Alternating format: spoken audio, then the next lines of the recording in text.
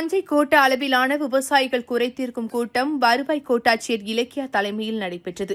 இதில் விவசாயிகள் கலந்து கொண்டு தஞ்சை மாவட்டத்தில் மழையால் பாதிக்கப்பட்ட நெற்பயிர்களுக்கு நிவாரணம் வழங்க வேண்டும் என்பது உள்பட்ட பல்வேறு கோரிக்கைகளை வலியுறுத்தி பேசினர். அதன் விவரம் பின்வருமாறு. காவிரி விவசாயிகள் சங்க தலைவர் பழனியப்பன் கடந்த காலங்களில் பருவம் தவறி பெய்த கனமழையினால் பாதிக்கப்பட்ட நெற்பயிர்களுக்கு உரிய நிவாரணம் வழங்க வேண்டும்.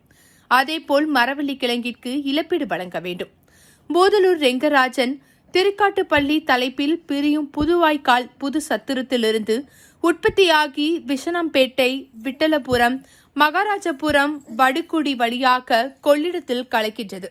இந்த வாய்க்காலை தூர்வாரி இரு கரைகளையும் பலப்படுத்தி நடவடிக்கை எடுக்க வேண்டும். காவிரி டெல்டா விவசாயிகளின் சங்க தலைவர் AKR ரவிச்சந்திரன் ஆழ்துளை கிணறு மூலம் கோடை நெல் சாகுபடி தொடங்கியுள்ள விவசாயிகளுக்கு நாற்றுகள் வெயிலில் கருகாமல் இருக்க மும்முனை மின்சாரம் வழங்க வேண்டும். வெள்ளாம் பெரம்பூர், துரை ரமேஷ், வெள்ளாம் பெரம்பூர், தென் பெரம்பூர், அல்லூர், அலிசக்குடி போன்ற கிராம பகுதிகளில் நிலத்தடி நீர் உப்பாக மாறி குறுவை சாகுபடி பயிர்கள் பாதிப்படைகின்றது.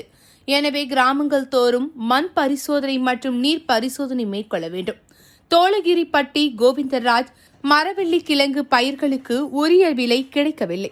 எனவே அரசு மரவள்ளி கிழங்குகளை கொள்முதல் செய்ய நடவடிக்கை எடுக்க வேண்டும் என்று விவசாயிகள் கூறினர்.